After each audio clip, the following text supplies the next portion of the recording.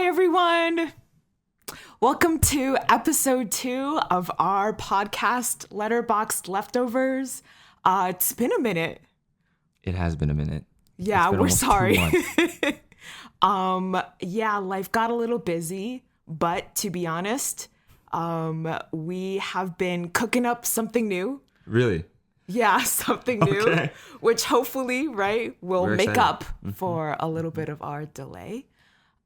So Daniel and I, we're launching into episode 2, and we're starting kind of our first, I guess, mini series, Yes. for lack of a better word. And it's kind of like a best of, right? So for all you movie lovers out there, or even if you just consider yourself a casual movie fan, you'll know about, right, the Academy Awards, the big movie event of every single year, celebrating the best of cinema in all these different categories. We thought it might be interesting to kind of choose, in our own not so professional opinions, like what makes the best of the best a winner in each of these categories, right? And so for this episode, we're going to be starting off with the category of acting. And so Daniel and I scoured the best actor, actress, supporting actor, and actress categories, and we each chose who we thought was the most deserving winner. And kind of at the end, just as like an extra plug, we're going to talk about maybe someone who we think was deserving but never actually won. So with that in mind, the premise is these are the categories, but if we started since the beginning of the Oscars, it'd be impossible because that's 98 years of history. So we're only looking at 21st century winners. Okay. And so with that, we're going to kind of launch right into it, and we're going to start with a really competitive category. Yes. Always kind of like the talk of the town after the Oscars, but we're going to start with best actor. Okay. And our choices for it. So, Daniel, why don't you kick us off with your choice? Sure, I can do that. Yeah. Okay, so there are a lot. There are a lot There's a lot. people that I was considering. But as you know, like we started recording this literally at 5? What time is it right? No, it's 6:30. And then literally until like 4:30, I had no idea what I was going to talk about. Yeah. And very last minute, I decided to actually change my pick from someone to Sean Penn from Mystic River. And the reason, I think, the biggest reason, and I think we can definitely like break into like what the standards are for good acting. But for me, at least with this best actor pick that I made, was all about restraint. Okay, like I don't want to like come off and sound weird, but it's like I think just to lay the foundation, I think for me, there are 2 ways of looking at acting. I think there's a very loud one, and those performances can be incredible as well. And there's loud, and I feel like there's also subtle, and I think both are equally difficult to achieve, and it takes a lot of skill to achieve the same amount, I believe. But with Sean Penn, I think he is such a versatile actor. I think Sean Penn, honestly, I mean, we saw in one battle after another a certain side of him. And we've seen, right, in Milk, when he plays Harvey Milk, a certain side of him. Yeah. I've never actually seen Mystic River, so I'm fully just going off of, your expertise on this. But yeah, he's definitely proven himself to be someone who knows what he's doing for sure. Yeah. And like even in like those like the movies that you just talked about, like One Battle After Another, Milk, and also like I Am Sam, like oh my gosh, very loud performances, gosh, like over the top. You see this guy putting in so much effort and time into his craft, into making this character, and I feel like Lockjaw in One Battle After Another was very like cartoonish even, and there's like a caricature of like what he believed that this character must be. But I feel like with Mystic River, you can definitely see that. But I think the reason why I say restraint is because there are a lot of mystery to this character. And the way he went about portraying this character was there's this truth that the audience assumes, right? That I guess soon later, like in the ending, like it gets revealed. But this character carries around a mystery, a truth that only he knows. Of his past, of his actions, of his, I'll say, crimes, that no one else knows in the universe. And the way he carries that, even as like it's a burden, right? You can see it, and you can tell without really telling the audience that, oh, I did this in the past. You can definitely tell. Those Connect are the dots. some of the most powerful performances when you as the actor, right, have the full slate of the history, the context of a character, and then it informs the decisions of how someone chooses to play up or play down like a moment, right? Like if they know their character has gone through a certain trauma, like in a movie, say, for example, like if you're struggling to express emotion, right? You know where that's coming from. And for us as an audience, those are like choices that are being made. Do you feel like in that movie, that's what Sean Penn is doing? Like that he's making informed decisions or choices that the audience might not be like privy to? Oh yeah, 200%. Yeah. Like I think it's just that like there are moments in the movie where he reacts very emotionally because it is appropriate to do so in that scene. When he does it, it's like you feel everything. Like the impact. Yeah. Is, But also on the flip side of that, where he can't react emotionally because he knows this truth and this mystery of him, the audience can also like catch on to. I guess like maybe I should like kind of give context to what this movie is about.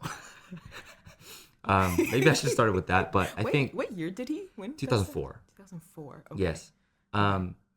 And this movie, Mystic River, is about three friends that grew up together in South Boston. One became a cop. One became a neighborhood like convenience store owner that like kind of runs the neighborhood. And one became a blue collar worker but this one friend, Dave, has a very dark past. And Sean Penn plays a character called Jimmy. And it's about their relationship. Dave, Jimmy, and the cop who became a cop, Sean. It's just them three. They sort of, something traumatic happened when they were young to one of the characters, Dave. And from that moment, like the friendship sort of like deteriorated. They fell apart, but then they all grew up in South Boston. And something really bad happens to Jimmy. Jimmy's daughter actually gets murdered. That's basically the inciting event. And it's this tension between, there's multiple tensions between Sean and Jimmy. Sean is trying to figure out the case. Jimmy doesn't think Sean is doing a good job. And Dave actually becomes the main suspect. And there's also that tension there. And they're all childhood friends. Yeah. That's crazy. Yeah. Okay. Yeah. I see. It's a very heavy, a very depressing movie. And the ending, oh my gosh, it's probably the most depressing ending ever. Truly. But one What are those movies? What I would dare say, like very realistic. Something that you can expect of America. Oh, Jesus. Okay. And Okay. yeah, directed by Clint Eastwood. And Sean Penn won Best Actor. And I believe Tim Robbins, who plays Dave, won Supporting Actor. Okay. Yeah. Tim Robbins, also an amazing, like, Yeah. I feel like he gets typecast sometimes as like a specific sort of like character actor, Yeah. but I think he's so much more. Yeah.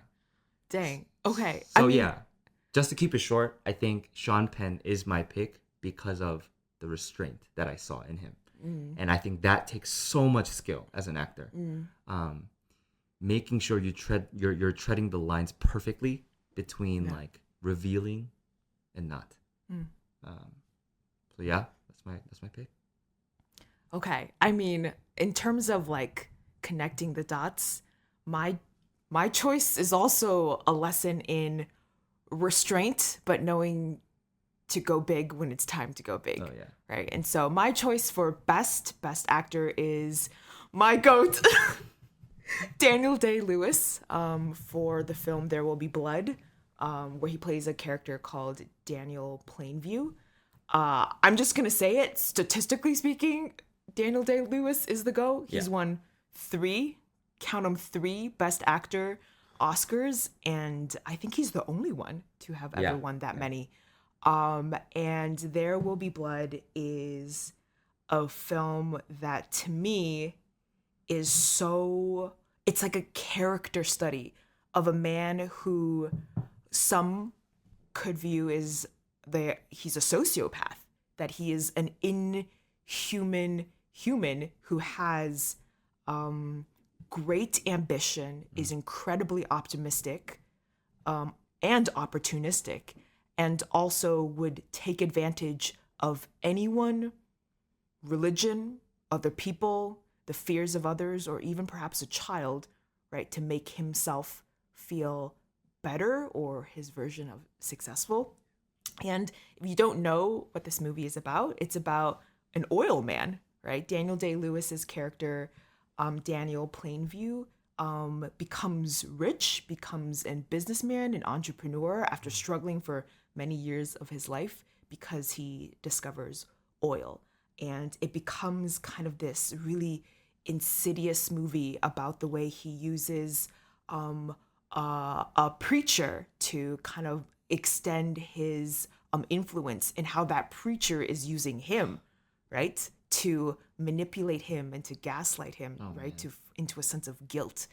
And Daniel Day-Lewis's performance in this movie, it's like it's in the eyes. Like you can see that he's brewing with like rage, and also with just like so much like tension of having lived like just a hard life, and that he feels like he's owed something. I'm owed comfort, I'm owed success, and he embodies all of that. And then when there are moments of like tenderness, you can't help but question, like, is this a ploy? Is he faking it? Because you just don't know. And then what's scary is actually, I think Daniel Day-Lewis's performance dares to challenge you to believe maybe he is grieving. Maybe he is broken.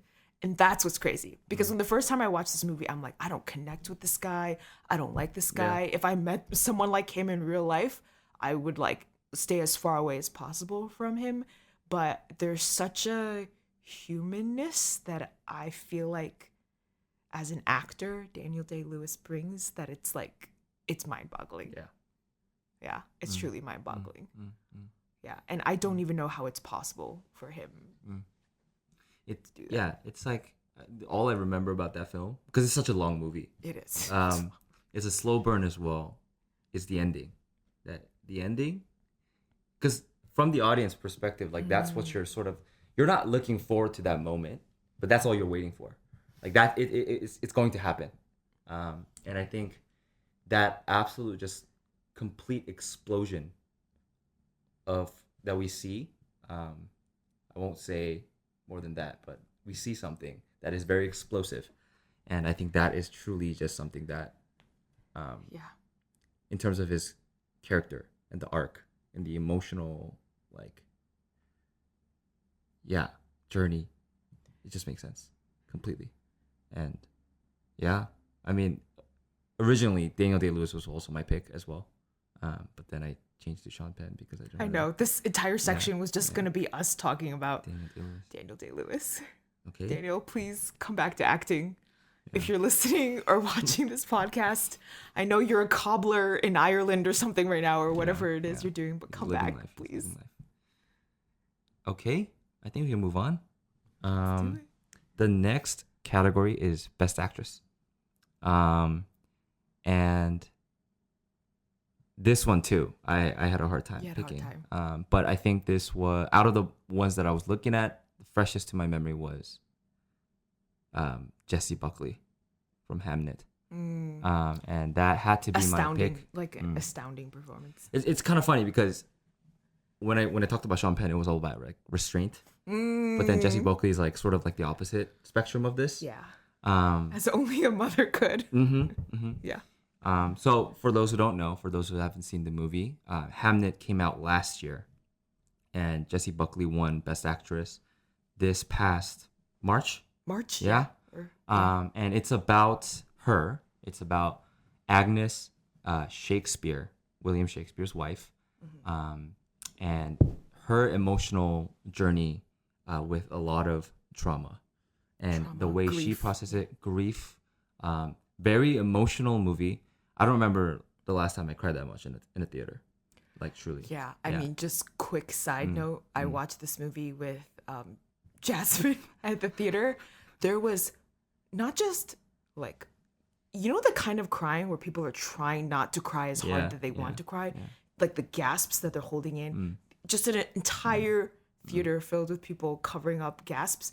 There was like a couple sitting next to me to my left, and oh my God, they were having not a good time, like weeping, like full on weeping. And I was also weeping. Yes. Her performance, I remember writing on my letterbox. I was like grateful to Jessie Buckley. Because that was probably like the deepest understanding that I, as a man and as a son, could reach of motherhood and perhaps even womanhood. And I think just being able to see that as someone that like can't understand fully, but also like I got to sort of like see that side of what that like it made me very appreciative of my mother. That's a good actress. Yeah. Yeah. And I think the range of emotions is just something that I have never seen like on screen. From honestly any actor, I think. Like from the joy, even the resentment towards William Shakespeare, her husband, and I mean the grief is obviously like the biggest one.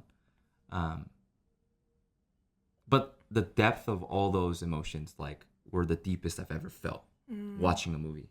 And I think that speaks volumes to her performance.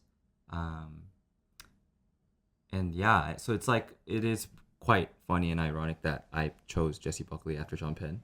But I think Duality.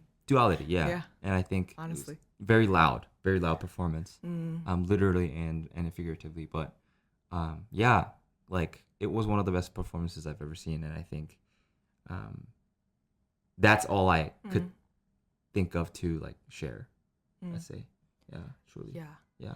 Man, I don't want to open up like a whole other can of worms, but I guess I'll say like I do think female actors and male actors are treated very differently in terms of like the criteria of how we assess them. It's so interesting because I was joking to you when we were preparing for this episode that like the best actress category, like a lot of the winners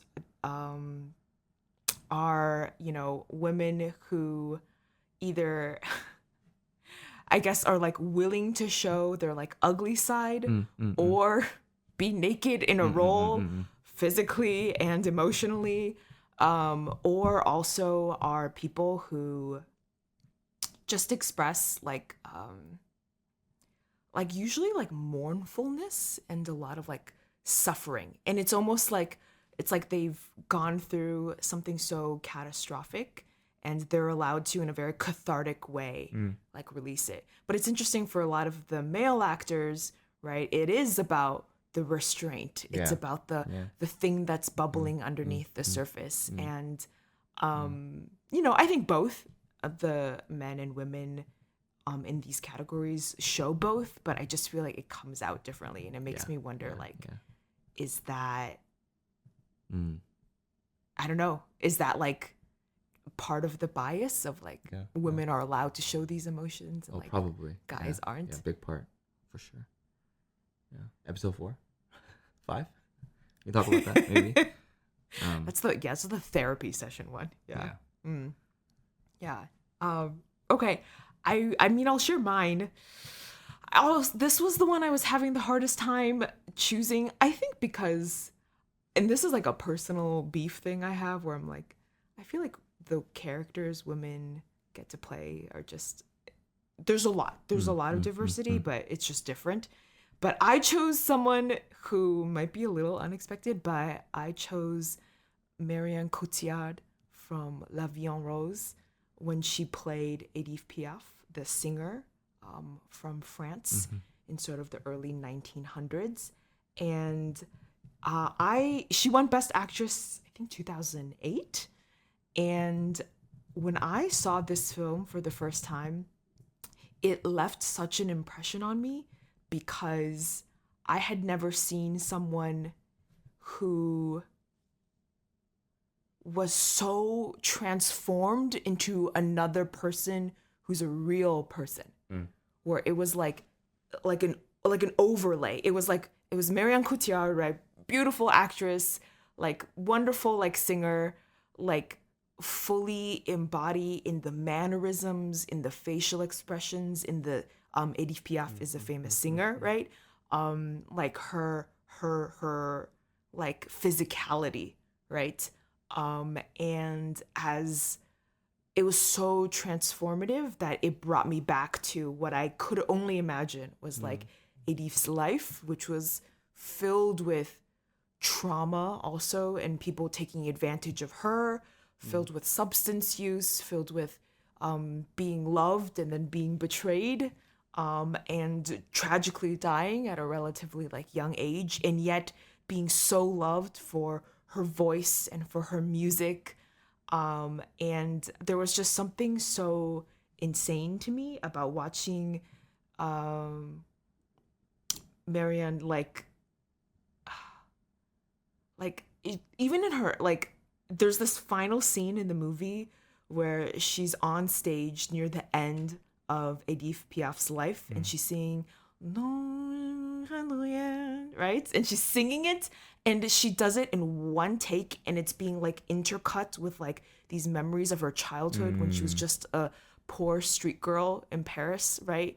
Trying to sing to make some money for her family and being like scouted essentially for her talent. And suddenly that song, Non, je ne regrette rien, being sang after just a life of trauma, she's saying like, no, actually, I still stand by everything that I did. I don't regret my choices or the people I loved, or who, even if I was betrayed or even though I was hurt, like this is the life that I chose. And then she like, I think like in her life, like she gives that like legendary performance and I'm pretty sure she like dies like a few days later from a kind of a mixture of untreated cancer and her years of morphine addiction.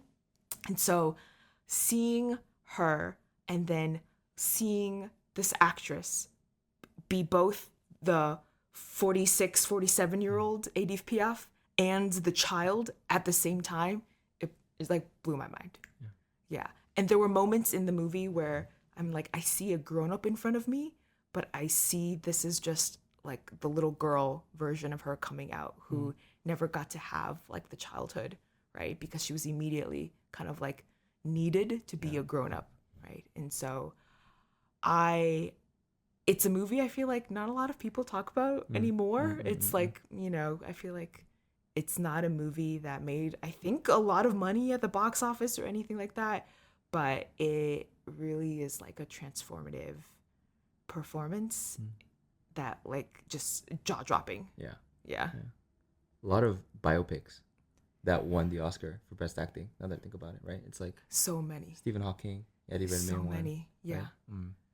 Yeah. Biopics is an interesting, I Yeah. think, another sort of. Jamie Foxx. Oh yeah, Ray. Yeah. It's like almost because you have like this model to follow, right? I'd argue it could be harder because like maybe like nailing down all the mannerisms, right? That's probably like a journey.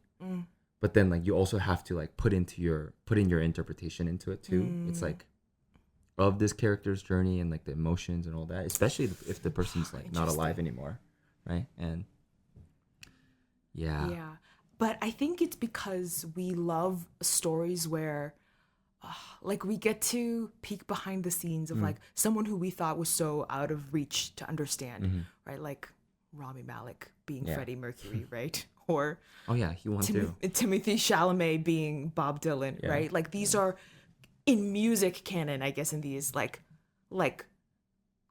gods basically, right? And like to understand like their childhood or the way they were raised, we're looking for the version we want to see also, but then it's also like, oh, but I'm looking at Timmy's face right now, right? It's him, right? And he's got this weird affect going That's on. what I'm saying. Like you see the actor, but then it's like not them. It's like very hard to. Yeah, Ray was like completely. Oh yeah. The same way I feel about. Yeah, I'm sure. Marianne too. It's just like. But oh man, to me that goes to show like you have to know how the small pieces fit into the big picture. Because if you're just gonna have isolated scenes where someone plays a character in like some like really like just really good impersonation, like that's not enough. Right. Like I think you need to be able to see the big picture, and that's why I chose Miss Cotillard. Yeah. She was my childhood crush. Good choice. Yeah. Honestly, yeah. From Inception? From what? Okay, if I fell in love with her in Inception, that's kind of weird because she's kind of crazy in that movie. I mean, anyway. Crazy, but like No, she's a gorgeous lady. I don't remember. Anyways, we can move on to the next category. The next category is Best Supporting Actor. And for me, I think this is probably my favorite performance out of all the things that I've seen. And it's the oh wow, like we have two Barry Jenkins ones. This is one of them. Oh wow, okay. Oh, I didn't even realize. Yeah. So it was the performance by Mahershala Ali as Juan in Moonlight. Insane. Actually insane. I think there's like a lot to talk about. Like not even just the acting, but like how his acting and role played in the bigger picture of the film. And because when the craziest thing is that his screen time, he's barely in the movie, was like just over 20 minutes. Yeah, I think only entirely in like the first half or less. In a 2-hour long movie. Yeah. So for those who don't know, Moonlight was released in 2016, and it won the Oscar for Best Supporting Actor and Screenplay. And then there was that famous controversy between La La Land and Moonlight. Moonlight won Best Picture. Sorry, Warren Beatty, it's not your fault. And also, it's like kind of a side tangent, but like it was like a beginning of the A24 like legacy. The hype. It's about a movie. It's a movie about a boy in Miami. A queer boy who is black, and the movie split into 3 parts, 3 chapters, I'd say. When he was a child, a teenager, and then an adult. And it's just his journey. It's an incredible depiction of, like that life. I don't even want to generalize it, but it's like that life. That Chiron, his life. And Juan plays a drug dealer. That's only in the first chapter. So when Chiron is a boy, and he sort of plays like this father figure for Chiron. Who doesn't have a father. And it's just, that's just his performance. But the reason why I chose him, even though it was like 20 minutes, was because his performance and his character's impact on Chiron becomes the movie. I think the way I want to put it is, even though he was only in the movie for 20 minutes, I feel like we could see him everywhere in the movie. I couldn't agree more. And I think that kind of performance, like I'm not even gonna like get into the like the technical ability of Mahershala Ali. Insane. Yeah, because on its own merit. that kind of impact and performance I've never seen as well. It's a lot of first times, but it's like that looming presence in Chiron. Whenever Chiron, I mean, maybe this speaks more to Chiron's acting too, but whenever Chiron's like thinking about something, feeling these emotions, you could almost imagine what Mahershala Ali would say, would do. And I think, that presence is almost like something that I can't deny. And I think when I first watched the Oscars, and I was very young, when he won, I was like very surprised because he was like only in for like 20 minutes. But then I rewatched it when I was in college, and then I like fully got it. I was like, oh my gosh. I always feel like the thing about Mahershala Ali's character in that movie is he teaches like dignity, right? Like what it means to be a man in this world, in this environment, but also like to take responsibility, and also to say like even though, right, like I am selling drugs and that's my job, right, like that I'm a person of integrity, and that you are a child, and I'm responsible for you, and I'm here to teach you what it means to navigate this world. And I think Chiron's character, even though he struggles, definitely, right, but I think there's always this voice in the back of his head that lingers, that's saying I'm worth something in this world. And I think that's so tender despite the circumstances. It's like you see in Chiron's journey where he feels deserving to like be heard. Like even though his experience is like murky, and he doesn't even know what he's thinking, he doesn't even know what he's feeling, he feels this very strong need to be heard. And I think that is all from Juan.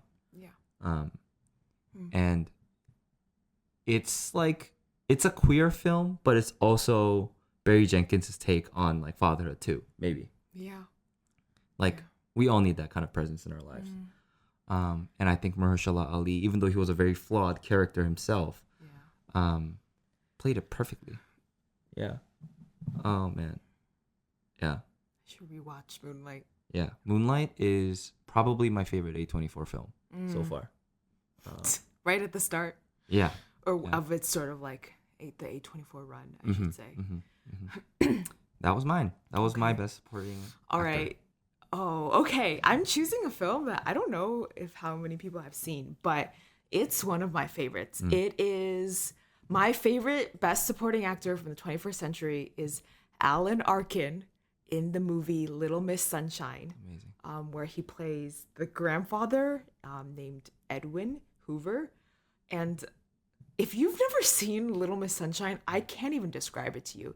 It is the darkest, funniest like movie. It's like a kind of movie where like if you don't laugh, you will cry, right? And that's the only way. It's filled with almost like surrealist moments, and Alan Arkin's character is so perfectly just exactly what he needs to be, giving motivation and life and joy in this film that, for those of you who don't know, it follows this family who is going on a road trip to California because the young daughter of their family, Olive, her name is, which is such a cute name, she is going into a beauty pageant, right? Where she's gonna have to, you know, put herself out there, and she's like a young girl, right? But this family's going through crises after crises. Paul Dano's also in this movie, same as There Will Be Blood. But Olive, you know, is navigating a world where her family is going through hardship. Her parents are on the rocks a little bit. Her grandpa just got kicked out of his senior living center, played by Alan Arkin, for doing drugs and being kind of a lewd guy. He's completely unhinged in this movie. And yet he's the heart, because when Olive is struggling with her body image or feeling like, why am I doing this? I'm not like all these other girls. And she's got her thick bottle cap like glasses on. Her grandpa's the one that's like encouraging her, like, you have worth, you have value, go for it, do it, right? Everything's falling apart behind the scenes. Steve Carell is in this movie. Also a crazy performance from him. Alan Arkin's character balances perfectly, like a man who you would think is like the last person who would be giving an encouraging talk. Yeah.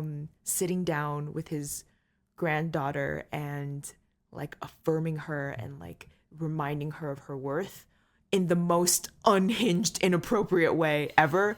I won't go into it more, but oh man, yeah, I can't. It's too much of a spoiler. But there's a scene where once Olive is in the pageant, she's doing the choreo that her grandpa told her to do. So bad.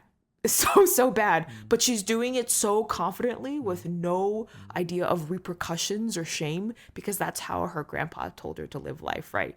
And, you know, there's consequences to, right, his actions and things like that. But it's such a crazy performance because not only is he like this insane old man, but he is also the thing that's kind of keeping this family together. Despite it, while they're going on a road trip and crashing out at every corner. So, you know, rest in peace, Alan Arkin. I really, really love this movie. It's just, I wish I could describe. It's one of those things where it's like, am I a messed up person for laughing right now because something horrific is going on? But it's like the director's giving you permission, like laugh. Actually, the most honoring thing you can do right now is laugh. So that's my pick for Best Supporting Actor. Nice. Yeah. I think we can move on, right? Yeah. The next category is Best Supporting Actress. And I think this hit home. The pick that I made for this one definitely is a very personal one. And it is Yoon Yeojung by in Minari. And Minari is a movie that came out in 2020 over COVID. And it was like, in Korea at least, the way it was marketed, it's like, oh my gosh, this is going to be like the second Parasite. Like, really? This movie will be hitting festivals. I mean, it did. In the accolade way. In the accolade way. So I remember being very like, I was very, looking forward to watch it. Very excited. And it was good. But it was just like a different kind of like punch than Parasite for sure. Yeah. Directed, written by Lee Isaac Chung, Korean American. It's a very personal story for him, I believe. And it's about a South Korean family in Arkansas during the 1980s. And like it's just like it talks about so many things. Yeah, it's based on a little bit of Lee Isaac Chung's his own life.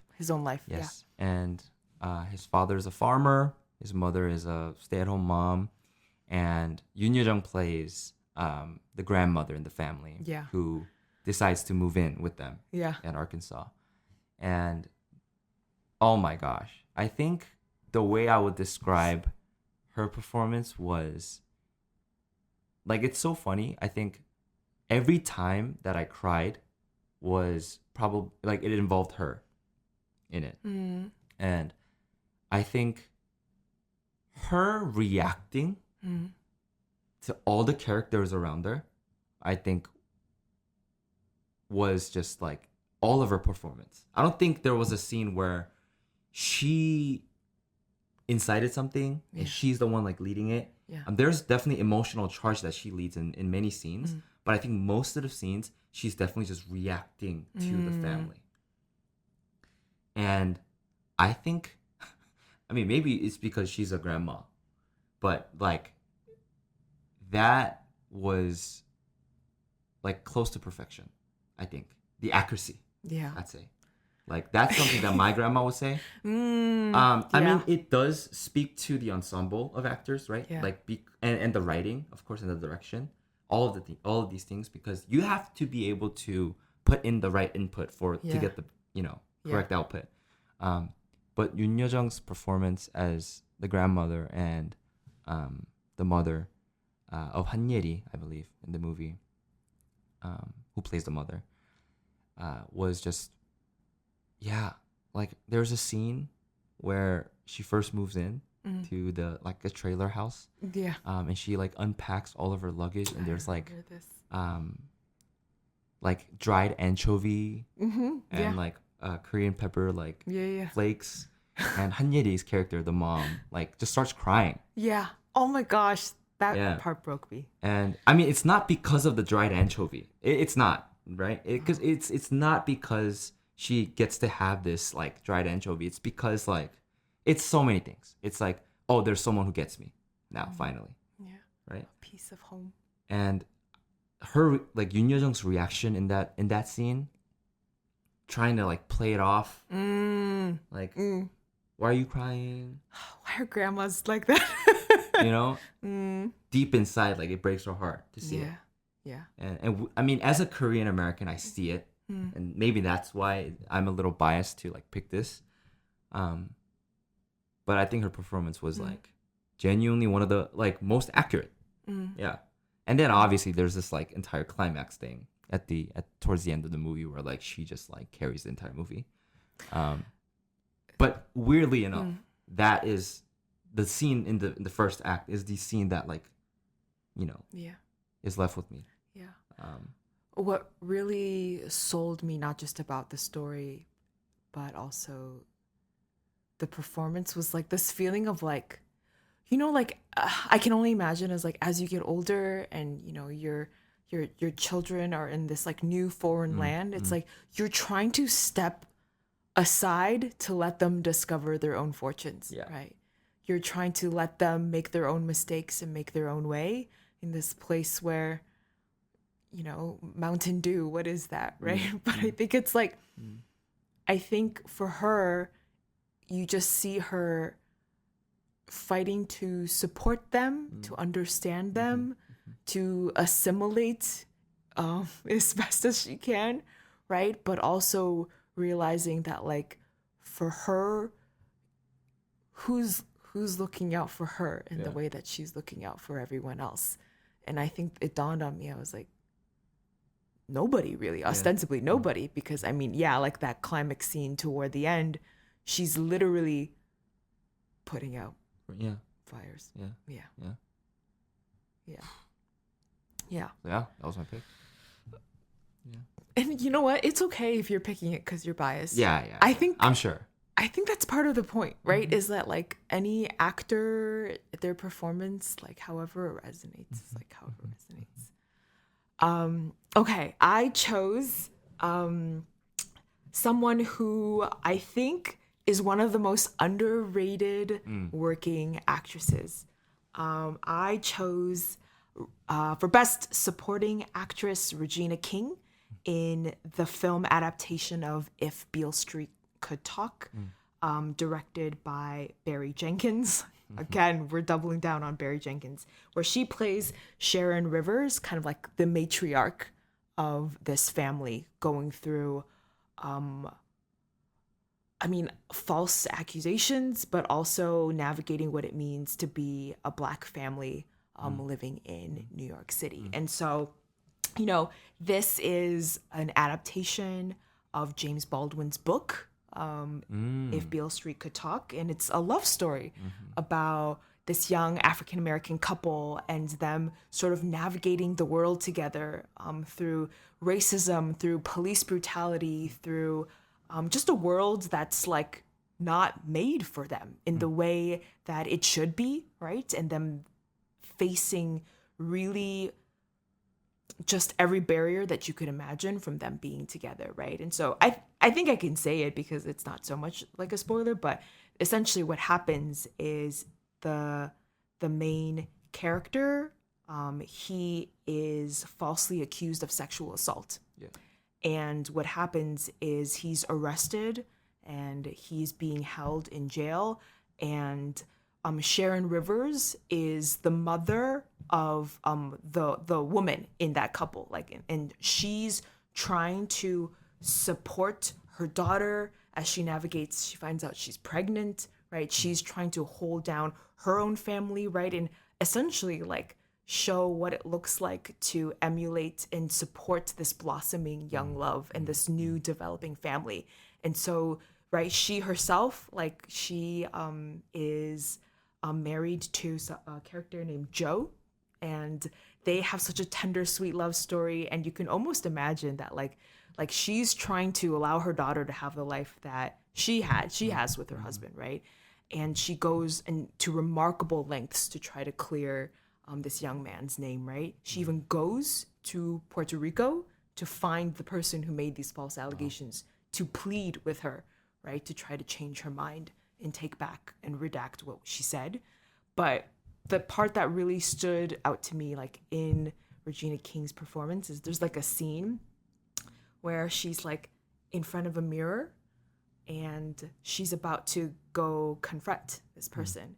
And as she does so, she's like putting on her armor for the world, right? She's putting on her wig, putting on her outfit, her clothes. And there's just this moment of like dissatisfaction where she's like, I don't need this to go do what I'm about to do, right? And there's just this like registering in Regina King's eyes that she's about to do something not just for herself, but to protect the future generation, right? And so I think If Beale Street Could Talk it's really a phenomenal story, but it's also a tale about we protect our own and we navigate the world through the lens of kind of like what we expect other people should do or how they should behave. But at the end of it, it's that love is persistent and that no matter what happens, like love prevails at the end. And so Regina King, my queen, she's her, and also Regina Hall, you know, oh my gosh, two actresses who I just feel like don't get the recognition that they deserve. And Regina King won the Oscar 2019. I think it was like right before COVID, so it was already a long time coming at that point. But that's my pick. Yeah, I should watch it. I haven't seen that movie. You should watch it. I will watch it. You might be very upset by the end of the movie. Okay. Just warning. Okay, I think we can move on to our final category. Yeah. It's a fun one. It's a snub category. Snubs. Snubs. The nominations that we felt like deserved to win. Yeah. Or at least get more recognition, I'd say. Yeah. Because there's definitely like a buff in recognition when you win the Oscar, right? Obviously. I can go first. Or do you want to go first? Ooh, okay. Yeah, I'll go first. You can go first, actually. Yeah. Oh, man. Not that mine is more special than yours, but it's like... Yours is, honestly, I'd be curious to hear what you have to say. Oh my gosh, snubs, guys. This is one where, I don't know how people will feel. I think Carrie Condon should have won Best Supporting Actress in 2023 for her performance as Siobhan in Banshees of Inisherin. I love that movie. Guys, watch it. If you have not seen Banshees of Inisherin, watch it. It's not a movie that is necessarily like, the plot is the most dramatic thing you've ever heard. No. It's not a movie that's about like superb acts of heroism. It's a movie about people who are jaded, trying to live life in Ireland and just trying to have peace, you know? And Carrie Condon's character, Siobhan, she's like an unmarried woman in her maybe like mid or late 30s or something like that. And she is in a town that doesn't recognize her, that doesn't appreciate her, that has certain kind of societal expectations over her. And she just wants to live and be herself and live a peaceful life. But I think what I love about her performance is like it's a quiet resilience and resistance in the face of sort of like just like trying times or a life where people have just decided like I'm okay being I'm okay wasting away in life. And Carrie Condon's character, Siobhan, is like someone who is defiant to all of that, you know? And her character comes out in the midst of like a lot of weird kind of relational tension It's with hilarious. Colin Farrell's character, right? And her scene with Barry Keoghan to this Oh, day, my days. it guts me. It Yeah. guts me because he's living the life he thinks he should live and he's searching for it, and she knows she can never be that for him, nor would it be appropriate. And she has empathy for him, even though that's not even the dream she wants. She tenderly like lets him down, right? It's just so good. So Carrie Condon, if you only know her from F1, go see her in Banshees of Inisherin. You know what's funny? She actually voices Friday in Avengers. Like, you know Oh, how I Vision didn't comes know that. alive and then like Tony Stark replaces the AI, whatever. I didn't even know that. And she voices Friday. Oh, fascinating. But yes, watch Banshees of Inisherin. It's a hilarious movie. It is The funny. entire movie is about these two like best friends that like just stops talking. Like that's literally like That's it. Yeah, that's it. Yeah. And one's trying to figure out like why my best friend is not talking to me, and Carrie Condon plays a very pivotal role in the film. Yes. My pick is none other than the greatest actor of all time, Let's go. Denzel Washington Yes. from Flight in 2012. Flight is directed by Robert Zemeckis, and it's a 2012 like drama film. It's about an alcoholic airline pilot who like miraculously crash lands his plane and like basically saves everyone. But he was drunk When it happened. when it happened. So it's about him like getting investigated. There's like a hearing, all these things. I was very surprised that it was like an original screenplay because the screenplay was very tight. And I thought like it could become like it could be like a book. But it was great. Anyways. For a second, I thought it was like, is this like Sully, Tom Hanks situation? Yeah. A little bit. Okay. Sounds okay. Yeah. But I think Denzel got snubbed. I don't remember who won that year, but I think there's this scene, there's this hearing scene where like it's like the big reveal that he was drunk. I mean, from the audience perspective, like we all know.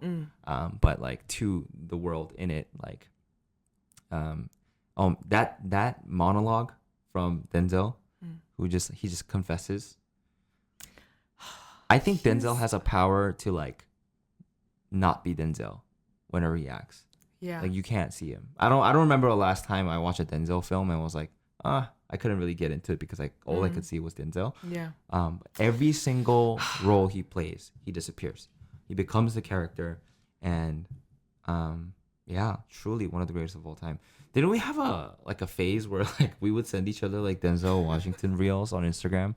Him Yes. just doing like motivational speeches and stuff. Not just that, it's because he's a Christian, and I think at one point he was considering becoming like a pastor, like during or after acting. He has a minister license, I think. Yeah, and so he would like just be dropping bars and like praying for people, and then he would send it to me and be like, "Lol," and I would be like, "This is crazy!" Like Denzel, he's literally, I'm being ministered to through like an interview that he's like 100%. doing But or something like that. Flight, man, I truly believe that he deserved to win that year.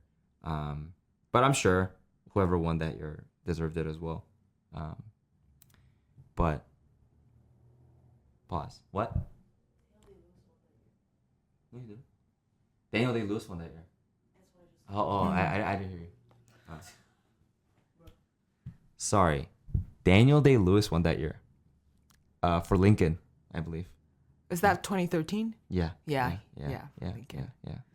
All right, I guess he deserved it then. We need fact checking on this The podcast. two greatest. We're gonna spread actors of all time. lies Yeah. prolifically. That was my pick, Denzel. Yeah, I mean, any like last concluding thoughts? Like, what's in a performance, Daniel? Like, what are you looking for, right? Like, what are those things? I feel like sometimes it's just one of those, if you know, you know. Like when you see it, you'll know. But then it's hard to verbalize. That's why I think it makes acting so interesting and controversial and people like talking about it. I think for me, it's like every scene, there's something that the director wants to communicate with the audience. Yeah. Every scene. If there's a scene that doesn't have that, like, why would you put it in there? Every scene is meant to be communicated. Like, there's something that is meant to be communicated by the director to the audience. And the actor's ability, it's all about how well that message is communicated. And I think for me, if an actor can communicate what the scene and what the movie as a whole is trying to communicate without saying anything, I think that's like it's up there. Yeah. For sure. Just straight up, like on top of the list. Yeah. And then on top of that, it comes like delivery and like how you say these words and all these things. But yeah, I think that's probably one of the easiest indicator. Yeah, if you watch a movie and like you realize that, you know, there's this scene that is very interesting. Yeah, and how the actor like goes about that, man. Yeah, that is for me. But. Yeah. I mean, very similar. I think this is why it'll be interesting in our future episodes, because to me, it's like, this is all interconnected. Yeah. An actor's performance, it can only give as much as the script, the editing, right? The cinematographer, the director, and understanding of the vision all goes together. And so none of these things are happening in isolation. But I think what I respect a lot about all of your choices in actors and what I appreciate about mine is like, they made me understand the movie more just by simply not just the way they delivered it, but like what was the content, right? In moments of like explosive emotion, restraint, in moments of just with their eyes or body language or with words, right? It makes me understand more like what this movie is about. And that to me is like, it's quintessential. It's like the core of good acting. Like it's not about the method acting. It's not about like what school of like learning or like performance experience. Like to me, it's about like, are you someone who gets like a story? Yeah. Well, I think we can conclude there for our first episode in our miniseries. What should we call it? We'll figure that out. But Oh man, leave it in the comments. Best of. Leave it in the comments. We will do that. Okay. Thank you guys for listening. Thank you. And we will see you guys in episode 3. Yeah, which will be sooner than later. Hopefully. Yeah. It will be. All right. Bye. Peace. Lord.